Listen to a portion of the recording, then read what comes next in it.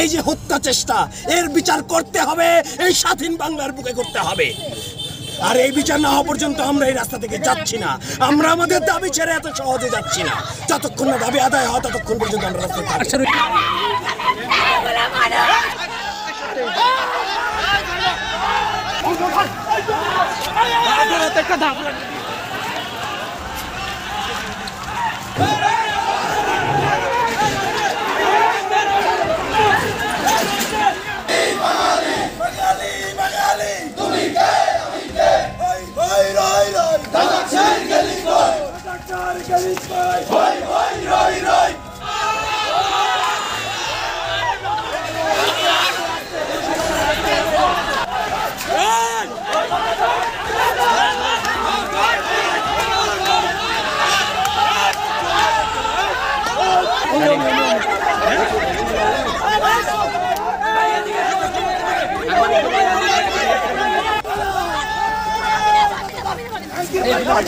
Video রাখ, সাংবাদিকদেরকে মেসেজে ভিডিও রাখ।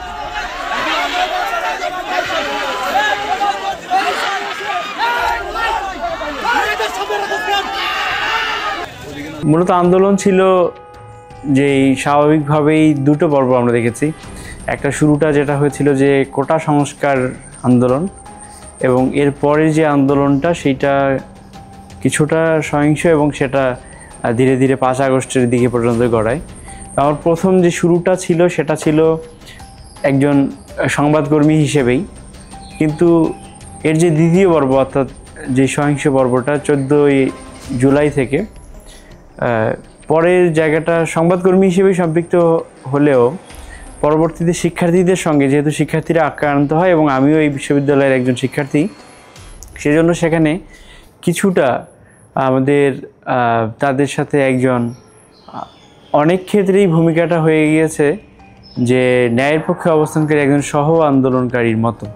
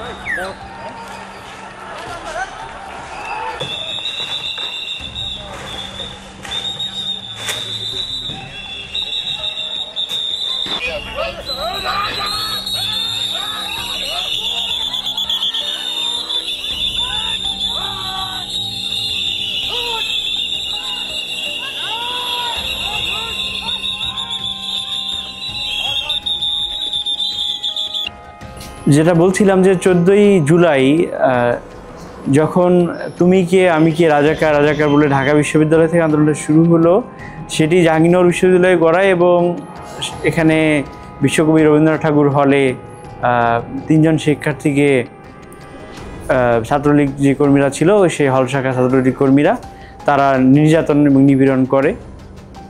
তো এখানে যারা সেই কর্মসূচি একই দিনে পালন করতেছিলেন তারা বিষয়টি অবগত হওয়ার পর তারা সেই হলে তাদের যেই সহ আন্দোলনকারীরা আছেন তাদের উদ্ধারের জন্য যান।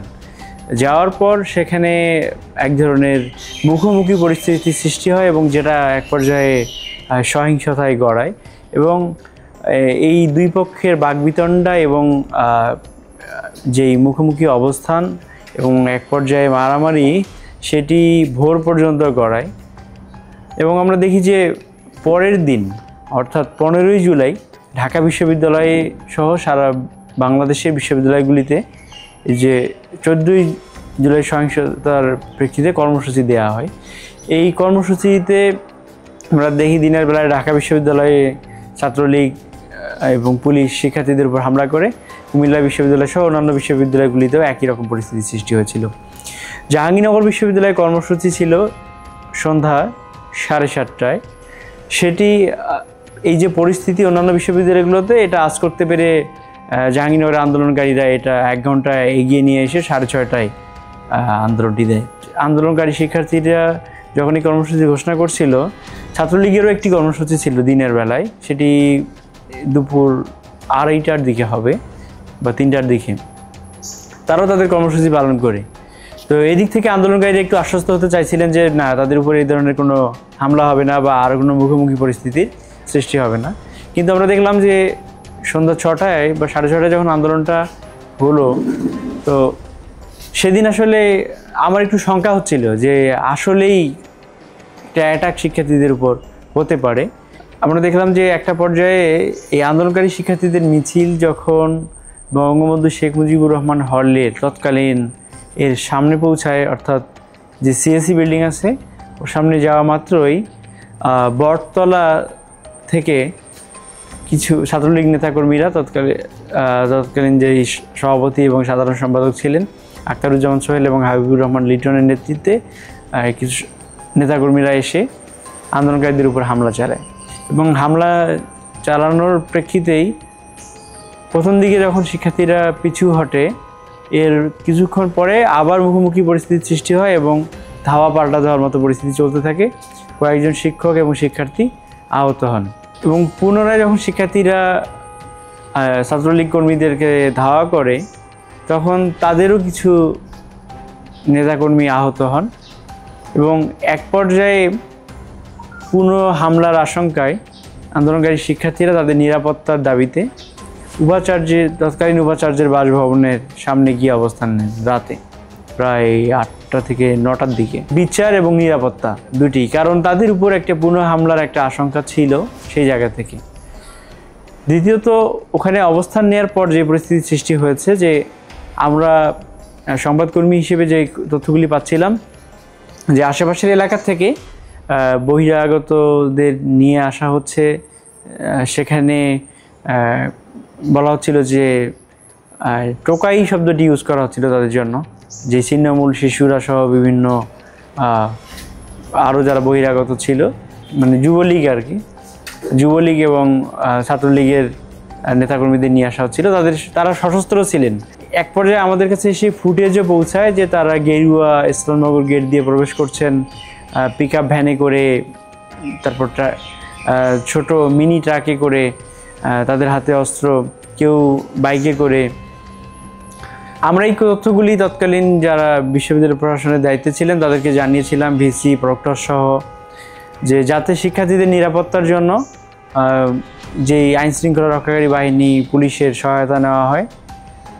তো আমরা বারবার এটি জানাচ্ছিলাম এবং একাধিক সংবাদকর্মী, একাধিক আন্দোলনকারী বিশ্ববিদ্যালয় প্রশাসনকে বিষয়টি জানাচ্ছিলেন এবং এর জবাবে বিশ্ববিদ্যালয় প্রশাসন আসলে আমাদেরকে জানিয়েছিল যারা দেখতেছেন করতেছেন।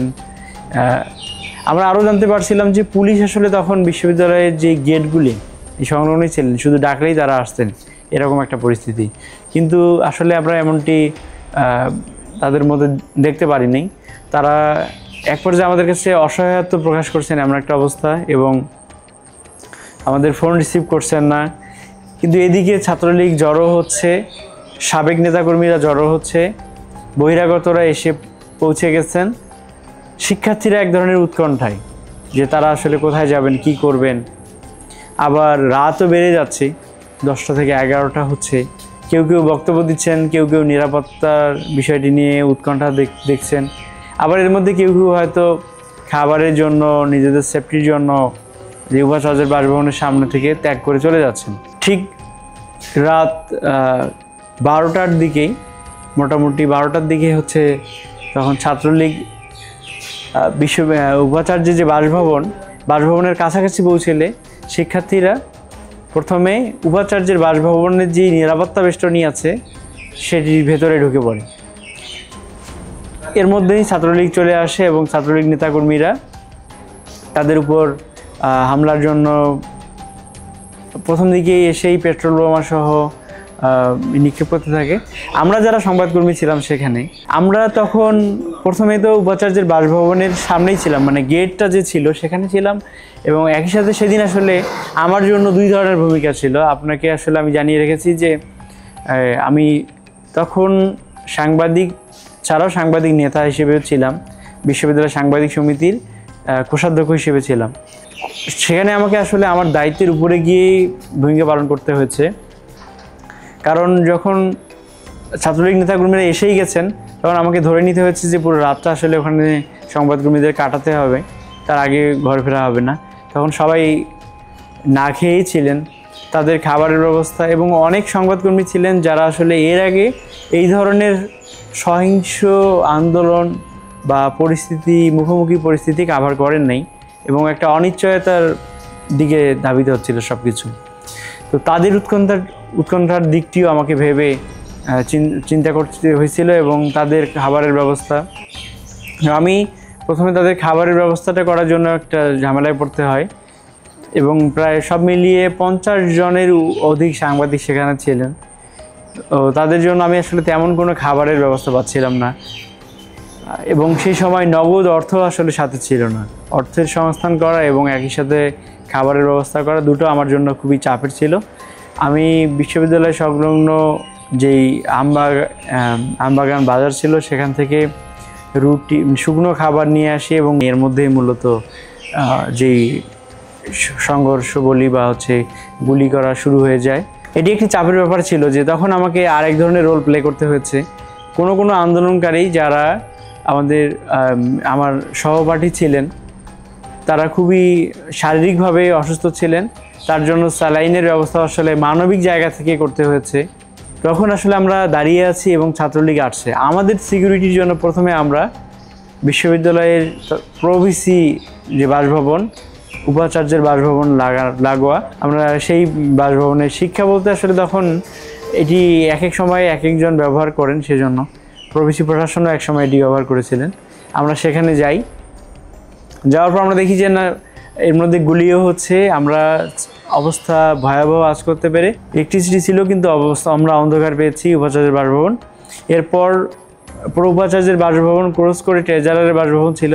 আমরা এক পর্যায়ে দেখি যে নিরাপত্তার সংখ্যায় সেটিও পার হয়ে সংলগ্ন একটি পুকুর ছিল, পুকুর সংলগ্ন জঙ্গলে গিয়ে আমাদের আশ্রয় নিতে হয়েছে সংবাদকর্মীদের। আমরা সেখানে বসে, তখন রাত আনুমানিক 1টা হবে, আমরা তখন সেখানেই অবস্থান নিই। এবং তো ওখানে আমাদের নিজস্ব সিকিউরিটি যেমন ছিল, আবার শিক্ষার্থীদের আমরা উপর যেই হামলার যেই ঘটনাগুলি আমরা দেখতেছিলাম, শুনতেছিলাম, গুলির শব্দ, পেট্রোল বোমা মারার শব্দ, শিক্ষার্থীদের আর্তনাদের শব্দ, এগুলি আমরা তখন চিন্তা করে আমরা ভাবলাম যে এটিকে আসলে কীভাবে, এই যে হামলা শুরু হয়ে গেছে, এটিকে কীভাবে জানানো যায় দেশবাসীকে। আমি তখন বিবিসিতেও কন্ট্রিবিউটর হিসেবে কাজ করতেছিলাম। আমি তখন বিবিসিতেও জানাই, আমার যে হাউস ছিল সেখানে চিফ রিপোর্টারকেও জানাই, অন্যান্যদেরকেও বলি যে যাতে ফোনেও হলেও হাউজে বলে দেয় যে ব্রেকিং হিসেবে দেখায় বা কোথাও স্ক্রলিং হিসেবে দেখায়, বা অ্যাটলিস্ট ফেসবুকে সবাই জানতে পারে যে জাহাঙ্গীরনগর বিশ্ববিদ্যালয়ে হামলা হচ্ছে, তাদেরকে উদ্ধার করা দরকার। তো এমন জায়গা থেকে আমরা সেটা চেষ্টা করি, কিন্তু সেরকম পরিস্থিতিটাও আসলে ছিল না। এই জন্যই ছিল না, সবাই খুবই ভয় পাচ্ছিলেন যে আমাদের কথা বলার শব্দ শুনলেই এখানে এসে হামলা চালাবেন, এবং আসলে এমন পরিস্থিতি ছিল। তো একটা পর্যায়ে গিয়ে আমি চিন্তা করি যে আসলে আমরা যদি এখানে থাকি তাহলে হলে থাকা এবং এখানে থাকার মধ্যে কোনো পার্থক্য থাকে না। আমরা যে আশ্রয় নিয়েছিলাম, আমাদের তো আসলে খবর সংগ্রহ করা এবং সরবরাহ করা প্রয়োজন। তো আমি এই পুকুরের ধার থেকে উঠে তখন যেই আরেকজন প্রবিসির বাসা ছিল সেখানে, বাসার গেটের সামনে গিয়ে দাঁড়াই, অর্থাৎ উপাচার্যের বাসভবন সংলগ্ন যে মাঠ আছে সেই মাঠের কাছাকাছি। সেখানে গোয়েন্দাদের কয়েকজন সদস্য ছিলেন এবং পুলিশও ছিল। পরে আমি পুলিশের সঙ্গে কথা বলি যে আমরা আসলে উপাচার্যের বাসভবন যে গেট আছে, নিরাপত্তা বেষ্টনীর গেটটার ওখানে আমরা যেতে চাই, কারণ ওই গেটের সামনে পুলিশ দাঁড়ানো এবং ছাত্রলীগের যে নেতাকর্মীরা তারা বারবার ঢুকছিলেন, বের হচ্ছিলেন, হাতে অস্ত্র ছিল। শিক্ষার্থীরা ঠিক তখন পর্যন্ত ভেতরেই, মানে তাদের চিৎকার, তাদের কান্না, এগুলি আমরা শুনতে পাচ্ছিলাম। তখন আমি আসলে পেশাগত জায়গা থেকে পুলিশকে জিজ্ঞাসা করার জন্যই আমি সেখানে যেতে চাই। তো আমি আসলে কাউকে পাচ্ছিলাম না। এদিকে আমার পেছনে আরও দুজন সংবাদকর্মী আমাকে ফলো করে সেখানে আসেন। আমরা দেখতে পাচ্ছিলাম যে সাভারের যারা সংবাদকর্মী বিভিন্ন গণমাধ্যমের তারা সেখানে ছিলেন। তো এদের মধ্যে একজন তৎকালীন প্রথম আলোর যেই সাভার প্রতিনিধি, তাকে আমি রিকোয়েস্ট করি যে আমরা ওখানে যেতে চাই, কিন্তু উনি আসলে আমাকে বলছিলেন যে না, আমরা সেখানে যেতে চাই না, কারণ ওনার তখন পর্যন্ত ওনার নাকি ফোন নিয়ে নেওয়া হয়েছে। উনি আমাকে জানিয়েছিলেন যে ওনাকে গালিগালাজ করে ওনার ফোনে ফটো ছিল, ফটো ডিলিট করে দেওয়া হয়েছে। উনি সিকিউরিটি কনসার্নের জায়গা থেকে সেখানে যেতে চান না। আমি তাকে অনেক রিকোয়েস্ট করে সেখান পর্যন্ত যেতে আমরা সমর্থ হই। তো সেখানে গিয়ে আমরা যখন পুলিশকে জিজ্ঞাসা করছিলাম যে আসলে কেন তারা অ্যাকশনে যাচ্ছেন না, তাদের সামনেই তাদের নাকের ডগায় ছাত্রলীগ নেতাকর্মীরা উপাচার্যের বাসভবনে ঢুকে শিক্ষার্থীদের উপর হামলা করছে, তারা আসলে আমাদেরকে জানায় যে এখানে দুই পক্ষেরই দোষ রয়েছে, তারা এখানে আসলে কিছু করতে পারবে না। তো এটি আসলে চলতে থাকে, এবং এর মধ্যেই আমাদের আরও কয়েকজন সহকর্মী আমরা একটু আহ্বান জানাই যে তারা যেন ওই জঙ্গল থেকে বের হয়ে উপাচার্যের বাসভবন সংলগ্ন জায়গায় বা গেটের সামনে আসে। কিন্তু এর মধ্যে আমার চোখে পড়ে যে কয়েকজন ছাত্রলীগ কর্মী সশস্ত্রভাবে রামদাসহ কিছু অস্ত্র নিয়ে সংবাদকর্মীদের উপর হামলার জন্য খুব দৌড়ে যাচ্ছেন আর একজন প্রবিসির বাসার সামনে দিয়ে। তো এটি দেখে আমি খুবই উৎকণ্ঠায় পড়ে যাই। তো খুবই দ্রুত তখন দু একজন শিক্ষক ছিলেন, তাদেরকে রিকোয়েস্ট করি, যদিও তারা যেতে পারেনি। আমরাও তখন যে ছাত্রলীগের সভাপতি ছিল এবং সেক্রেটারি ছিল, সভাপতিকে আমরা খুব দ্রুত ডেকে তাকে আমরা আমি এবং আরও আমাদের সাংবাদিক সমিতি তখন সভাপতি ছিল উজ্জ্বল ভাই সহ আমরা তাদেরকে রিকোয়েস্ট করি যে খুব দ্রুত তারা গিয়ে যাতে পরিস্থিতিটা শান্ত করে, এবং তারা ছাত্রলীগের সভাপতি এবং সভাপতি ছিল, আমি সেক্রেটারির কথাটা বলতে পারছি না, গিয়ে তাদেরকে মানে সেই সশস্ত্র যে কর্মীরা ছিল তাদেরকে টেনে নিয়ে আসে। এই জন্য সংবাদকর্মীরা আসলে হতাহত হওয়া থেকে বেঁচে যায়। এক পর্যায়ে আরও কয়েকজন ছিল যারা আসলে পুকুরে লাফ দেয় তাদের জীবন বাঁচানোর জন্য। এ থেকে আরও মোবাইল খোয়া যায়, কেউ আহত হন, কেউ জঙ্গল দিয়ে জীবন নিয়ে পালিয়ে যান। তো সেই জায়গা থেকে আবারও আমি একটা উভয় সংকটের মুখোমুখি হই। একদিকে সহকর্মীদের নিরাপত্তা, আরেকদিকে শিক্ষার্থীদের নিরাপত্তা এবং পেশাগত দায়িত্ব। এই জায়গা থেকে আমি আবার জানতে পারলাম যে হলে থাকা যে শিক্ষার্থীরা তারা অলরেডি আমাদের যে বার্তাগুলো জেনেছেন যে শিক্ষার্থীদের উপর হামলা হচ্ছে, আটকা পড়া শিক্ষার্থী যারা ছিলেন, তো তারা এই হলে থাকা অবশিষ্ট শিক্ষার্থীরা আটকা পড়া শিক্ষার্থীদের উদ্ধারের জন্য তারাও সংগঠিত হচ্ছেন এবং তারা আসতেছেন। এর মধ্যেই আমরা একটু ট্রিক্স অবলম্বন করি যে, বা এটাকে এক ধরনের নিরাপত্তা কৌশল, যদি ওই বাকি শিক্ষার্থীরা আসে তাহলে ছাত্রলীগ হয়তো তার যেই আগ্রাসী ভূমিকা বা সহিংস ভূমিকা থেকে ফিরে আসবে। তো এমনটি চিন্তা করার পর দেখতেছি যে ওইখানে আসলে সাংবাদিকরা আরও যখন আসলেন, কিছু আরও অনেক কয়েকজন সহকর্মী ওখানে চলে আসার পর ঠিক উপাচার্যের বাসভবনে একটা মানব ঢালের মতো পরিস্থিতি তৈরি হয়েছে, এবং ছাত্রলীগ নেতাকর্মীরা অস্ত্রসহ আর ভিতরে ঢুকতে পারছেন না, দুই একজন করে ঢুকছেন। এর মধ্যে আমরা দেখলাম সাবেক কিছু শিক্ষার্থী তারা এসে পুলিশের সাথে বাকবিতণ্ডা করছেন এবং বলছেন বাকি যে শিক্ষার্থীরা তারা চৌরঙ্গিতে চলে আসছেন, আপনারা যদি মানে পুলিশকে বলছে যে পুলিশ যদি তাদেরকে অ্যালাউ না করে ভিতরে ঢুকে আন্দোলনকারীদেরকে বের করে নিয়ে এসে মারতে, তাহলে এই সমস্ত দায় অর্থাৎ আর এই যে অবশিষ্ট শিক্ষার্থীরা যে হামলা করবে ছাত্রলীগ নেতাকর্মীদের উপর যদি করে থাকে তাহলে এই দায় পুলিশকে নিতে হবে। তো তারা এক কথা চালিয়ে যাচ্ছেন এবং একটা পর্যায়ে বাকবিতণ্ডার দিকেও যাচ্ছিল। তো আমরা আসলে অপেক্ষা করছিলাম যে কখন অবশিষ্ট শিক্ষার্থীরা চলে আসে। যখন চৌরঙ্গিতে আসছিল তখন আমরা মোটামুটি একটু অপেক্ষা করছিলাম যে আমাদের আসলে সিকিউরিটি থ্রেট হতে পারে, আমরা আসলে কোন দিকে যাব। সত্যি সত্যি যখন এই অবশিষ্ট শিক্ষার্থীরা উপাচার্যের বাসভবনের সামনেই চলে আসে তখন আমরা দেখছিলাম যে তাদের হাতেও কিছু লাঠি বা এরকম বিষয়গুলি ছিল। তবে তারা নিরস্ত্র ছিলেন, শুধু লাঠি ছাড়া তেমন কিছু ছিল না কয়েকজনের হাতে। শিক্ষার্থীরা তখন কিছুটা পুলিশের উপর ক্ষিপ্ত, যেহেতু পুলিশের সামনেই বেশ কয়েকজনকে আহত করা হয়েছে। অনেকেই এর ভেতরেই আমি খবর পেলাম যে আমার দু একজন সহকর্মীর মাথায় আঘাত লাগছে, কারো মাথা ফেটে গেছে এবং শিক্ষার্থীদের মধ্যেও বেশ কয়েকজন আহত। পুলিশ এরই মধ্যে যখন দেখলো যে শিক্ষার্থীরা আসছে, পুলিশ আমাদের সাথে যখন ছিল অর্থাৎ উপাচার্যের বাসভবনে ওই জায়গাটা থেকেই সাথে থাকা যারা ছিলেন এদের মধ্যে একজনকে আমি চিনি, যিনি হচ্ছেন শাহিদুল ইসলাম। উনি সম্ভবত গ্রেপ্তার হয়েছেন কক্সবাজার থেকে পুলিশের, উনি এখানকার সার্কেল এসপি ছিলেন। তো উনি তখন পাশেই আছেন। তো তার সঙ্গে আমাদের আসলে পরিচয় ছিল পেশাগত এই পরিচয়ের সুবাদে, এবং তার পাশে আরও যিনি ছিলেন আর দু একজন সদস্য ছিলেন তারাও সেখান থেকে। প্রথম দিকে তারা অবস্থান নেওয়ার পরেই কিছুক্ষণের মধ্যেই তাদের কাছে একটু ওয়্যারলেসে মেসেজ আসলো যে আমরা অ্যাকশনে যাব, আপনারা শর্টগান বের করুন দ্রুত। তো আমি যখন বুঝলাম যে তার মানে গুলি হতে যাচ্ছে, তো আমাদের সিকিউরিটির জন্য আমরা তখন আরেকবার ঠিক ওই যে শেয়ার্ড ওয়াল ছিল ওর কাছাকাছি গিয়েছিলাম, যে শিক্ষার্থীদের উপর যে গুলিটা হবে বা হতে পারে, তো এই জায়গা থেকে আসলে আমাদের কাভার করাটাকে আমরা খুব গুরুত্ব দিচ্ছিলাম, যে এই ভিডিও ফুটেজ এগুলি আসলে যাতে আমরা নিতে পারি। আমরা আবার যখন গেলাম, এই যাওয়ার কিছুক্ষণের মধ্যেই দেখি যে পুলিশ সদস্যরা, মানে এই যে আমি বললাম যে পুলিশ সদস্যরা অ্যাকশনের কথা বলছেন, এবং আমরা গেলাম এবং গিয়ে দেখি যে তারা শর্টগান বের করে ফেলছেন। এটি 1.5 থেকে 2 মিনিটের ঘটনা হবে, এবং তখন আমরা নিজেদেরকে সেভ করার চিন্তা করছি। আবার কেউ কেউ হয়তো ওয়াল টপকে প্রবিসির বাসভবন পার হয়ে ট্রেজারারের বাসভবনে প্রবেশ করেছেন।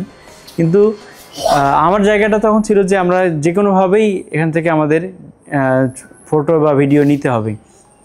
তো আমরা ওখানে আমি সহ আরও 2-3 জন ছিলাম। আমি ওখানে একটু দাঁড়িয়ে গেলাম এবং আমি ভিডিও নেওয়া শুরু করেছি। সময়টা হবে ঠিক 2:36 মতোই হবে। এমন সময়ই আমি আসলে সময়টা নিশ্চিত হয়েছি যে ভিডিও নিতেছিলাম সেই ভিডিওর যে মেটা ডেটা থাকে, সেই মেটা ডেটা দেখে যে এটা ছিল রাত 2:30টার দিকে, মানে 2:36 দিকে। তো আমি ওখানে দাঁড়িয়েই আছি, পুলিশ আমার থেকে মানে উপাচার্যের বাসভবনের যে গেট আছে সেই গেটের ওখানেই 6 থেকে 7 ফিট দূরত্বে। কিন্তু তাদের তখন যে গেট দেয়াই ছিল, মানে বন্ধ করাই ছিল। তো আমি ভাবছিলাম যে ওখান থেকে আসলে গুলি আসার সম্ভাবনা নাই, কিন্তু মুহূর্তের মধ্যেই শটগানের মেটালিক পেলেট এসে আমার শরীরে লেগে যায়। মানে এই যে লেগে যায় এটা আসলে আমি বুঝতে পারিনি, জাস্ট কিছু একটা এসে লাগলো আর আমি মাটিতে পড়ে গেলাম। এবং কিছুক্ষণ পর আমার জ্ঞান ফিরে আসে এবং সহকর্মীরা 2-3 জন ছিলেন সেখানে, তারা আমাকে উদ্ধার করে পাশেই একটা জায়গায় একটু আড়ালে প্রবিসির বাসভবন পার হয়ে ট্রেজারের বাসভবনের ওখানে নিয়ে যায়। তো আমি আসলে তখনও বুঝিনি যে আমার গায়ে গুলি লেগেছে এবং রক্ত ঝরতেছিল অ্যাবডোমেন থেকে চেস্ট পর্যন্ত এবং নেক পর্যন্ত। তো নেক থেকে এদিকে রক্ত ঝরতেছিল, এই বিষয়টা আমি খেয়াল করিনি। তখন আসলে আমার আবারও মনে হচ্ছিল যে শিক্ষার্থীদের মধ্যে এবং সহকর্মী আরও 2-3জন আহত হয়েছিলেন। একজনের পায়ে ভয়াবহভাবে গুলি লেগেছিল এবং সব মিলিয়ে প্রায় 4 থেকে 5 জন সহকর্মী গুলিবিদ্ধই হয়েছিলেন এবং ছাত্রলীগের হামলার শিকার হয়েছিলেন আরও 2 থেকে 3 জন। নেতৃত্বের জায়গা থেকে এবং দায়বদ্ধতার জায়গা থেকে আমার আসলে আবারও মনে হয়েছিল যে সবার নিরাপত্তার ব্যাপারটা। আবার এদিকে রক্তও যেহেতু ঝরতেছিল, তো সবাই আসলে খুব বেশি চাপ দিচ্ছিল যে হসপিটালে নেওয়ার জন্য। আমরা সে সময় বিশ্ববিদ্যালয়ের যে অ্যাম্বুলেন্স, প্রায় 1 ঘন্টার মতো অপেক্ষা করে আমরা কোনোভাবে অ্যাম্বুলেন্স ম্যানেজ করতে পারিনি আমাদের জন্য। এবং এদিকে আবার শিক্ষার্থীদের কথা ভাবতে হচ্ছিল তারা কোন পর্যায়ে আছে, এটা আসলে ঠিকঠাক কাভার হচ্ছে কি না। একটা বিষয় উল্লেখ করার মতো যে আমরা যখন প্রভুপাচার্যের বাসভবনে ছিলাম আমাদের নিরাপত্তার জন্য, সেখানে পর্যাপ্ত পরিমাণ আলো ছিল।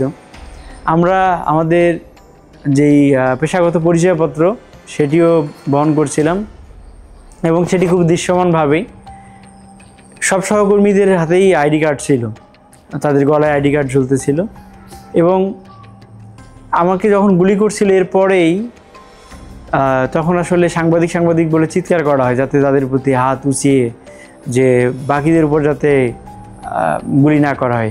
কিন্তু বাকি সহকর্মীরা আসলে 3-4 জন তারা রক্ষা পাননি এই আকুতি রাখার পরেও বা পরিচয় দেওয়ার পরেও। একটা পর্যায়ে তখন একজন সিকিউরিটি অফিসারের হেল্প নিয়ে আসলে পুলিশের প্রতি আহ্বান জানানো হয় এবং এক পর্যায়ে গিয়ে পুলিশকে শান্ত করা যায়। এদিকে শিক্ষার্থীদের উপর গুলি হচ্ছিল এবং আমরা খবর পাইছিলাম যে একজন শিক্ষকের চোখে গুলি লেগেছিল এবং উনি ওখানে আহত হন, বেশ কয়েকজন শিক্ষার্থীও। এবং আমরা প্রায় 1 ঘন্টা অপেক্ষা করার পর বিশ্ববিদ্যালয়ের একজন শিক্ষকের যিনি বিশ্ববিদ্যালয়ে থাকেন তার হাজব্যান্ডের ব্যক্তিগত যেই কার্ড ছিল সেটি দিয়ে করে আমাদেরকে এনাম মেডিকেল কলেজে নেওয়া হয় এবং সেখানে আমরা চিকিৎসা নিতে থাকি। তো ভোর পর্যন্ত শিক্ষার্থীদের সঙ্গে এই মুখোমুখি অবস্থাটা চলতে থাকে। কাঁদানে গ্যাস ছোড়া, টিয়ার শেল ছুটতেছিল। প্রথম আমি যে কাজটা করছি হসপিটালে যাওয়ার আগেই রাত আনুমানিক 3টার দিকে আমার পরিবারকে মানে আমার বড় ভাইয়ের সঙ্গে কন্ট্যাক্ট করা সম্ভব ছিল। আমি যখন আসলে তাকে জানাই যে এরকম একটা মুভমেন্ট চলতেছে বা ইউনিভার্সিটিতে হচ্ছে, তো যদি কেউ আহত হওয়ার খবর শুনে তাহলে যেন আসলে বিমর্ষ হয়ে না পড়ে বা ঘাবড়ে না যায়। আর আমাকে তেমন আঘাত লাগেনি, আমাকে 2-1টা ইটের টুকরা লেগে আমার একটু হালকা রক্তক্ষরণ হয়েছে। আমি আসলে এটি কৌশল অবলম্বন করছিলাম যে পরিবার কোনোভাবে গুলি হওয়ার কথাটা শুনলে বা গুলিবিদ্ধ হওয়ার কথা শুনলে আসলে একদমই ভেঙে পড়বে, মানে আসলে দিশেহারা হয়ে যাবে। তো তাকে জানিয়েছিলাম যে যেহেতু ফার্দার ইউনিভার্সিটিতে খবরগুলি সবাই জেনে যাবে যে কারা আহত হয়েছে বা গুলি হয়েছে, আর আমিও হসপিটালে চলে গেলে হয়তো তার সঙ্গে সেভাবে কন্ট্যাক্ট নাও করতে পারি। এবং আমি আসলে সহকর্মীদেরকে জানিয়ে রাখি যে তারা যাতে আসলে আমাদের ছবিগুলি ব্যবহার না করে নিউজের সাথে। তো হসপিটালে যাওয়ার পরেও আসলে পরিবারকে আসলে জানানো যাচ্ছিল না, কারণ পরিস্থিতি এতটাই খারাপ হয়ে গেছিলো। আমি বাসায় বলতে যে আমার মাকে এবং আমার ভাই যারা বাসায় ছিলেন, তো আরেকজন ভাই ছিলেন, আমি তাদেরকে আসলে কোনোভাবেই জানাতে চাইনি বা তারা এমনিতেই ঘাবড়ে গেছিলেন। তো 2 দিন পরে তারা কোনোভাবে জানতে পেরেছিলেন, 1 বা 2 দিন পরে। এবং বাসায় আমার আম্মু প্রায় 2 দিন না খেয়েছি ছিলেন, শুধু আমার চিন্তা করে এবং কান্নাকাটিতেই ব্যস্ত ছিলেন। আমার মেজো ভাই পুরো গ্রামে আমার আসলে একটা ভালো পরিচিতি ছিল, তারাও আসলে বাসায় এসে এক ধরনের কান্নাকাটির মধ্যে ছিলেন এবং যারা আপনজন ছিলেন তারা তো খুবই চিন্তায় ছিলেন যে আসলে, কারণ খবরটা ঠিকঠাকভাবে পৌঁছানো যাচ্ছিল না আর পরিস্থিতি আসলে খারাপ হচ্ছিল। একটা পর্যায়ে গিয়ে হসপিটালেও আসলে কয়েক রকম পরিস্থিতির মধ্য দিয়ে আমাদের আসলে যেতে হচ্ছে।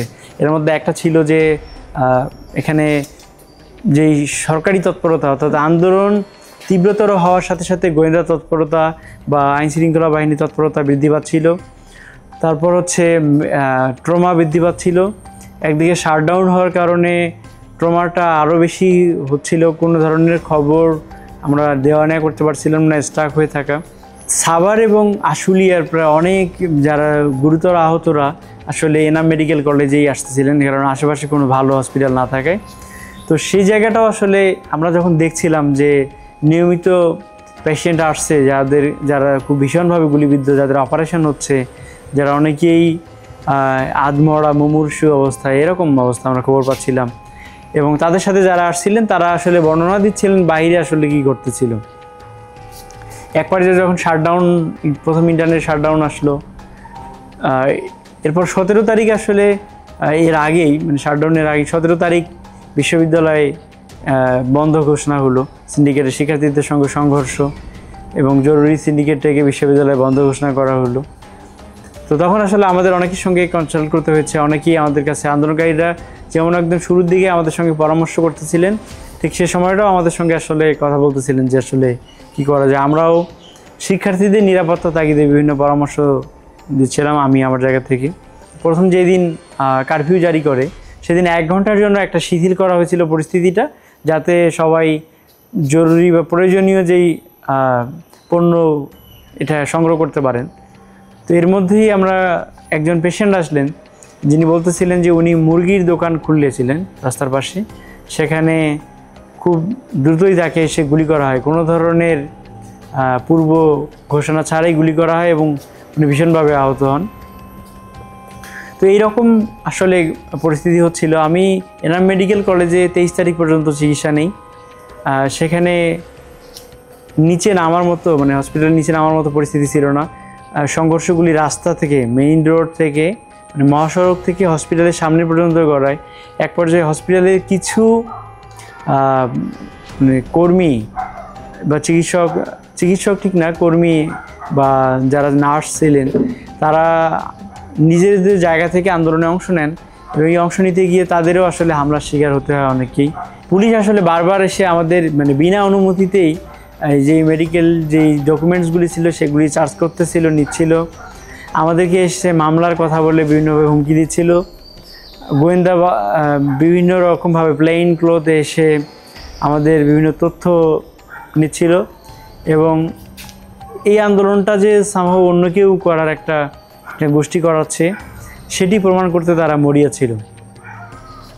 তো এই মেসেজগুলো আমরা আসলে আমার জায়গা থেকে ব্যক্তিগতভাবে আমি খুবই সাবধান ছিলাম এবং আমরা এই তথ্যগুলি কোনোভাবেই তাদের সঙ্গে শেয়ার করতে চাইনি যে কে আন্দোলন করতেছে, কিভাবে আন্দোলন করতেছে। এই জায়গাগুলি আমরা দেখি যে হসপিটালে যতই রোগীর সংখ্যা বাড়তেছিল, আমাদের হুমকির ব্যাপারটাও আসলে বাড়তেছিল।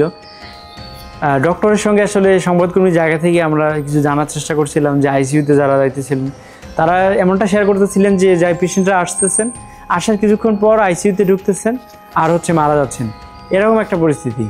কেউ চিকিৎসা নেওয়ার সুযোগটিও পাচ্ছে না, আবার চিকিৎসা নেওয়ার ক্ষেত্রে বাধা তৈরি করা হচ্ছে। এবং আরও একটা ব্যাপার হচ্ছে, আমরা আসলে কোনো চিকিৎসাই পাচ্ছিলাম না। এই জন্যই যে ডক্টর আসতে দেওয়া হচ্ছিল না। কারফিউয়ে একজন ডক্টর শেয়ার করতেছিলেন যে ডক্টরকে এরকম হুমকি দেওয়া হয়েছে রাস্তার মধ্যে যে উনি যদি জীবন নিয়ে বাঁচতে চান তাহলে যেন হসপিটালে না আসেন। তো এক্সপার্ট বা মেডিকেলের যারা সিনিয়র চিকিৎসক তাদেরকে আমরা পাচ্ছিলাম না। 1-2 জন চিকিৎসকই আইসিইউতে সেবা দিচ্ছিলেন, আবার যেই সার্জারি ওয়ার্ড সেখানেও সেবা দিচ্ছিলেন। ফলে যেটা হয়েছে যে আমার অপারেশন হওয়ার কথা ছিল, কিন্তু সেই অপারেশন কারোরই সেখানে করা সম্ভব হয়নি। এক পর্যায়ে আমি যেই মিডিয়া হাউসে কর্মরত ছিলাম বণিক বার্তা, সেখান থেকে তারা ট্রিটমেন্টের জন্য তারাও খুবই আন্তরিকভাবে চাচ্ছিলেন এবং আমার অনেক শুভাকাঙ্ক্ষী ছিলেন। সবাই মিলে আসলে আমরা সিদ্ধান্ত নিই যে আমি ল্যাব এইড হসপিটালে চিকিৎসা নেব এবং সেখানে বণিক বার্তার সঙ্গে ল্যাব এইড হসপিটালের একটা চুক্তি ছিল, সেজন্য বিষয়টি আরও সহজতর হয়। তারপর 31 তারিখে আসলে হসপিটাল থেকে রিলিজ নেওয়া হয়। আমি আসলে যাচ্ছিলাম যে বিশ্ববিদ্যালয়ে আসতে, কোনোভাবে আসলে বিশ্ববিদ্যালয়ে এসে, কারণ সহকর্মী কয়েকজন ছিলেন তারা খুবই আশঙ্কা করতেছিলেন, খুবই আতঙ্কের মধ্যে ছিলেন। তো আমি আসলে তাদেরকে সাহস দেওয়ার জন্য বিশ্ববিদ্যালয়ে আসতে চেয়েছিলাম, কিন্তু পত্রিকা হাউস থেকে আসলে যেটা চাওয়া হয়েছিল যে আমার সিকিউরিটিটাকে ইনশিওর করা, এবং তারা বিশ্ববিদ্যালয় সংলগ্ন এমন একটি জায়গায় আমাকে আসলে রেখেছিলেন যেই জায়গার অবস্থান সম্পর্কে আর কেউই জানতেন না। এবং সেখানে আমার অফিসেরই একজন সহকর্মী খাবার দিয়ে আসতেন, সেটি আসলে থাকার মতো কোনো পরিস্থিতি ছিল না। সেজন্য আমি আসলে সেখানে প্রচণ্ড গরম ছিল, খাদ্য সংকট। তো আমি বারবার চাচ্ছিলাম যে বিশ্ববিদ্যালয়ে কোনোভাবে আসতে, কিন্তু অফিস থেকে সিকিউরিটির কথা চিন্তা করে 2 দিন পর আসলে আমাকে বাসায় যেতে হয়েছে।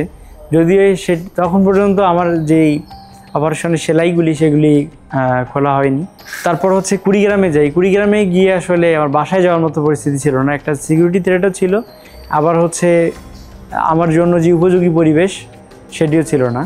তো আমি সেখানে একটি হোটেলে, জেলা শহরে একটি ভালো হোটেলে ভাড়া নিয়ে থাকি। সেখান থেকে আমাকে আমার সহকর্মীদের সঙ্গে আসলে কনসাল্ট করতে হয়েছিল, কারণ জুনিয়র যারা ছিলেন তাদের যেই সিকিউরিটি, এখানে যারা ছিলেন তাদের সিকিউরিটি, তাদের হেলমেট, তাদের অনেকের কার্ড ছিল না, কার্ড হোল্ডার ছিল না, তারপরে স্টিকার ছিল না, হেলমেট স্টিকার ছিল না, এই বিষয়গুলিকে, এবং তারা আসলে সিকিউরিটি ইনশিওর করে কীভাবে কাভারটা করতে পারে সেসব নিয়েও কথা হচ্ছিল। তো আমি একটা অনলাইন গুগল মিটে একটা অনলাইন সেশন আয়োজন করে তাদেরকে 3 আগস্ট আসলে সব ধারণা দিই, এবং আমার যেই আর্থিক সক্ষমতার মধ্যে থেকে তাদেরকে সহায়তা করার চেষ্টা করি। তো আমি ওখানেও আসলে খারাপ পরিস্থিতি সৃষ্টি হচ্ছিল, স্পেশালি 4 আগস্ট যখন সারা দেশে আসলে একটা সংঘর্ষের পরিস্থিতি সৃষ্টি হলো। একদম আওয়ামী লীগ কর্মী, পুলিশ, আর্মি এবং হচ্ছে সাধারণ জনগণ বা আন্দোলনকারী তাদের মধ্যে। তার পাশেই আমি আবার একটা সিকিউরিটির থ্রেটের মধ্যে পড়ে যাই, কারণ আমি যেই হোটেলে ছিলাম তার পাশেই জেলা আওয়ামী লীগের কার্যালয় ছিল। হওয়ার কারণে সেখানে জেলা আওয়ামী লীগের কার্যালয় থেকে ঘোষণা দেওয়া হয়েছিল যে যার যা কিছু আছে সেটা নিয়ে যেন আন্দোলনকারীদের মোকাবেলা করে। আবার আন্দোলনকারীরাও ঐক্যবদ্ধ হয়ে বিভিন্ন দলের এবং নেতাকর্মীরা এবং সাধারণ শিক্ষার্থীরা ঐক্যবদ্ধ হয়ে তারাও বারবার মুখোমুখি হচ্ছিল। তো সেখান থেকে পুলিশ আবার গুলি ছুটতেছিল। আমি সেদিন সকাল থেকে কোনো খাবার খেতে পারিনি, এবং এই যে সংঘর্ষের একটা পর্যায়ে কয়েকজন শিক্ষার্থী গুলিবিদ্ধ হয়, যাদের 2 জন পরবর্তীতে যাদের একজন মারাও গিয়েছিল চিকিৎসাধীন অবস্থায়। তো ওই দিন আসলে আমরা যেটা দেখলাম যে জেলা আওয়ামী লীগের সভাপতিকে, সাবেক সভাপতি, সাধারণ সম্পাদক, তাদেরকে সেখানে মারধর করা, মানে ধাওয়া পাল্টা ধাওয়া করে সেখানে মারধরের একটা পরিস্থিতি সৃষ্টি হয়ে গেছে। স্বভাবতই সেদিনে খুবই থমথমে পরিস্থিতি এবং গুলি আসতেছিল। তো যেহেতু মহাসড়কের একদম সাথেই হোটেল এবং সেরকম কোনো প্রাচীর নেই, সেজন্য আবারও গুলির মুখে পড়ে যেতে ধরি। তো কোনো মতে সেই দিন কক্ষের দরজা বন্ধ করে ভিতরে আসলে থাকতে হয়েছিল, এবং বিকেলে আমাদেরকে এক প্রকার জোর জবরদস্তি করে বের করে দেওয়া হয় আসলে। তো সেদিন আসলে আমাকে জোর করেই বাসায় যেতে হয়েছে, কারণ কোনো উপায় না পেয়ে বেগতিক দেখে। তখন 5 আগস্ট বাসায় যখন ছিলাম আমরা, আরও একটা উৎকণ্ঠার মধ্যে দিয়ে যে আসলে কি হচ্ছে, আমার ফোনে কথা বলে, কারণ অনলাইনে কোনো আপডেট পাওয়া যাচ্ছিল না। ঢাকায় বিভিন্ন হাউজের চিফ রিপোর্টার, মানে বার্তা কক্ষের যারা ছিলেন, যাদের কাছে সবার আগে তথ্য আসে, যাদের সঙ্গে আমার অ্যাক্সেস ছিল, তাদের কাছে আসলে খবর আমরা নিচ্ছিলাম যে কিভাবে কি হচ্ছে, আন্দোলনকারীরা কোথায়, সরকার পরিস্থিতি কি। একটা পর্যায়ে জানতে পারলাম সেনাপ্রধান জাতির উদ্দেশ্যে অ্যাড্রেস করবে। তখন কিছুটা আশাবাদী হলাম যে হয়তো পরিস্থিতি উত্তরণ ঘটতে যাচ্ছে। ঠিকই কিছুক্ষণ পর জানলাম যে সেনাপ্রধান জাতির উদ্দেশ্যে অ্যাড্রেস করা শুরু করেছেন। এর মধ্যেই খবর পেয়েছি যে উড়ো খবর আসতেছিল শেখ হাসিনা পালিয়ে গেছেন। তো মানুষজন আসলে বাড়িতে, যেহেতু সবাই অবগত ছিলেন, তারা সে বাড়িতে এসে খুবই হই হুল্লোড় করতেছিলেন, উল্লাস করতেছিলেন। কিন্তু আমার পক্ষে আসলে উল্লাস করা খুবই সম্ভব ছিল না, কারণ আমার শরীরে তখন সেলাই ছিল, আমি আসলে মুভ করাটা খুবই টাফ ছিল আর কি। তো সবাই আসলে মিষ্টি করতেছিল, সব জায়গায় পটকা ফোটাচ্ছিল, তাৎক্ষণিক প্রতিক্রিয়া হয়, এই প্রতিক্রিয়ায় গাড়ি পড়াচ্ছিল 2-1 বা 2-1জনের উপর চড় থাপ্পড় দেওয়া বা আওয়ামী লীগ নেতাকর্মীদেরকে, এরকম একটা পরিস্থিতি হচ্ছিল। আসলে এটি গেছিল 5 আগস্ট পর্যন্ত। কিন্তু যদি 5 আগস্ট পরবর্তী যেই ঘটনা সেটি বলি, এই 5 আগস্ট পরবর্তী সময়টাতে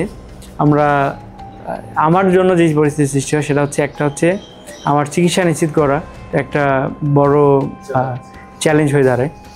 তো সেখানে প্রথমে আমরা লাইব্রেরি হসপিটালে, এরপরে আমি এভার কেয়ার হসপিটালেও যাই। এই জন্য যে আসলে চিকিৎসাটা যে কোনোভাবে যাতে ইনশিওর করা হয়। তো সেখানে গিয়ে ডক্টররা আসলে পরামর্শ দিচ্ছিলেন যে বেটার কেয়ার এবং অ্যাসেসমেন্টের জন্য আমাদের আসলে এইতে বিদেশে যাওয়াটা ভালো। তো তখন যেহেতু আমাদের পার্শ্ববর্তী দেশ অর্থাৎ ভারতের যে ভিসা কড়াকড়ি ছিল, সেক্ষেত্রে থাইল্যান্ড একটা বেটার অপশন হতে পারে। মোটামুটি মাঝারি মানের খরচে একটা ভালো চিকিৎসা তারা দিতে পারবেন। এবং আমাদের একটা বড় সংকট হয়ে গেছিলো, বাংলাদেশে আসলে এত বড় ধরনের সংকটে এর আগে গত 50 বছরে পড়েনি। তো চিকিৎসকরাও আসলে এটার সঙ্গে অভ্যস্ত ছিলেন না বা ডিল করেননি। তো বিশ্ববিদ্যালয়ে আসি, কিন্তু এই ফান্ডটা নিয়ে আসলে মানে এই আর্থিক যে ব্যাপারটা সেটা একটা চ্যালেঞ্জ ছিল, সেটা নিয়ে কথা বলছিলাম। এবং এক পর্যায়ে তৎকালীন তথ্য প্রযুক্তি উপদেষ্টা নাহিদ ইসলাম, তিনিও জাহাঙ্গীরনগরে আসেন এবং আমাদের সঙ্গে সাংবাদিকদের সঙ্গে একটা একান্ত মত বিনিময় সভায় উপাচার্যের উপস্থিতিতে তিনি আমাদের আশ্বস্ত করেন যে আমাদের চিকিৎসার ভারটা ওনারাই নেবেন। কিন্তু আমরা যেটা দেখলাম যে এরপরে আমার একটি আবেদন বিশ্ববিদ্যালয়ের উপাচার্য মহোদয় তার দপ্তরে পাঠালে আমরা তেমন কিছু দেখি নেই। উল্টো দেখেছি যে শিক্ষার্থীদের একটা তখন যে বৈষম্য বিরোধী আন্দোলনের যে স্বাস্থ্য কমিটি ছিল তার কাছে দিয়েছেন, সেটি পিজিতে যাইতে বলেছিল। পিজিতে গিয়ে সেখানে পুরো একদিন অপেক্ষা করে আমাকে অনেক হয়রানির শিকার হতে হয়েছিল এবং এই বিষয়টি পরে আমাকে খুবই পীড়া দেয় এবং আমি এসে বিশ্ববিদ্যালয়টি শেয়ার করি। তো আমাদের বিশ্ববিদ্যালয়ে জুলাই একটি সিদ্ধান্ত ছিল সিন্ডিকেটের শিক্ষার্থীদের আন্দোলনের প্রেক্ষিতে যে যারা আহত হয়েছেন তাদের সমস্ত চিকিৎসার ব্যয় বিশ্ববিদ্যালয় বহন করবে।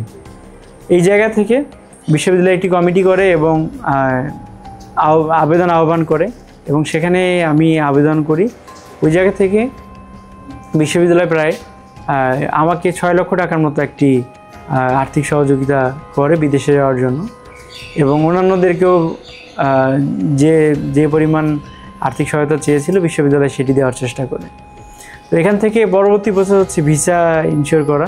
ভিসা অ্যাপ্লিকেশন একটি পরামর্শক প্রতিষ্ঠানের মানে একটি ভিসা প্রসেসিং এজেন্সির মাধ্যমে আমি থাইল্যান্ডের ভিসা আবেদন করি, কিন্তু প্রথমবার সেটি রিজেক্ট হয় এবং এরপর দ্বিতীয়বার সেখানে আসলে আমি আবেদন করি।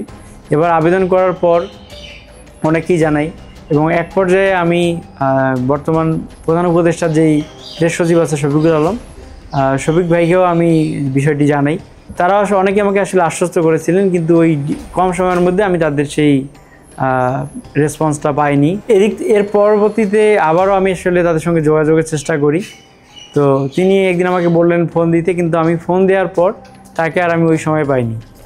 তো এরপর তাদের জায়গা থেকে আসলে আর কোনো হেল্প বা তাদের জায়গা থেকে রেসপন্স আমরা পাইনি। এমনকি বিশ্ববিদ্যালয়েও যে বৈষম্য বিরোধী ছাত্র আন্দোলন বা অন্য স্বাস্থ্য কমিটি, এরপর আমি অন্য একটি মাধ্যমে বৈষম্য বিরোধী আন্দোলনের কেন্দ্রীয় একজন সদস্য 2 জন আমার সঙ্গে যোগাযোগ করেন স্বাস্থ্য কমিটির, কিন্তু তারাও আমার তথ্য নেওয়া পর্যন্তই ক্ষান্ত ছিলেন। মানে এখন এই জায়গা থেকে আমার যে চিকিৎসাটা সেটা অসম্পূর্ণই রয়েছে এবং সেই আন্দোলনের পর থেকেই আমার যেই ডান দিকের যে কানের নিচ পর্যন্ত এখনও এক ধরনের অবশ অবস্থা এবং এদিকে আসলে ঘুমানো যায় না, প্রচণ্ড পেইন আছে। এছাড়াও আগে যেসব জায়গায় অপারেশন করা হয়েছে সেগুলো আসলে পুরোপুরি এখন পর্যন্ত সুস্থ না। আর একটা হচ্ছে যে রাষ্ট্রের যে সহযোগিতা, অনেকেই জুলাই স্মৃতি ফাউন্ডেশন থেকে আর্থিক সহযোগিতা পেয়েছেন। আমাদের তথ্য নেওয়া হয়েছিল, কিন্তু এই তথ্যের আসলে আপডেট কি আমাদেরকে সেভাবে জানানো হয়নি এবং এই বিশ্ববিদ্যালয়ের অনেক শিক্ষার্থী যারা জুলাইয়ে আহত হয়েছেন তারা সরকারের এই আর্থিক সহযোগিতা পাননি। রাষ্ট্রের জায়গা থেকে যেমন যদি পররাষ্ট্র মন্ত্রণালয়ে যদি একজন অফিসার রাখা হইতো বা একটা ডেস্ক রাখা হইতো তাহলে সেটিও হয়তো সবার জন্য চিকিৎসাটা ইনশিওর করতো। আমরা এখানে দেখলাম যে অর্থায়নের যে সংকট সেটা আসলে কোনো সংকট না, মূল সংকটটা হচ্ছে পুরো ব্যাপারটাকে প্রসেস করা এবং খুব দুঃখের সাথে জানাতে হয় যে 5 আগস্ট পরবর্তী সময়েও কেউ চিকিৎসার সুষ্ঠু এবং সঠিক চিকিৎসার অভাবে শহীদ হয়েছেন বা মারা গিয়েছেন। শহীদদের যে তালিকা, পূর্ণাঙ্গ তালিকা এখন পর্যন্ত প্রকাশিত হয়নি। এরপর বিভিন্ন সময়ে আমরা দেখি যে জুলাই স্মৃতি যে ফাউন্ডেশন আছে সেখানে রদবদল হয়, সেটিও আসলে কোনো মানে ক্লিয়ার বা স্পষ্ট কোনো মেসেজ থাকে না, ট্রান্সপারেন্সি থাকে না। তো গভর্নমেন্টের জায়গা থেকে আমরা এই ধরনের ট্রান্সপারেন্সি, অ্যাকাউন্টেবিলিটি, এইটা হোক রিফরমেশনের ক্ষেত্রে, হোক অন্য যে কোনো অ্যাকশনের ক্ষেত্রে আমরা এটা আশা করি। পাশাপাশি বিশ্ববিদ্যালয়গুলোতে ছাত্র সংসদ যে নির্বাচন সেটি চালু করার ব্যাপারেও, জবাবদিহিতামূলক একটা পরিস্থিতি তৈরি করার ব্যাপারেও আমরা যে ঊর্ধ্বতন প্রশাসন আছে তাদেরকে দেখতে পাই না। আমরা মনে করি যে জুলাইয়ে শিক্ষার্থীরা যে আন্দোলন করেছিল তাদের প্রতি কমিটমেন্টের জায়গা থেকে হলো গভর্নমেন্টকে রিফরমেশন, রিকনস্ট্রাকশন এবং রিবিল্ডিংয়ের মাধ্যমে একটা রেসপন্সিবল এবং ট্রান্সপারেন্ট এবং অ্যাকাউন্টেবল পরিস্থিতি সৃষ্টি করে এই ছাত্র জনতার প্রতি এই কমিটমেন্টকে ফুলফিল করা দরকার।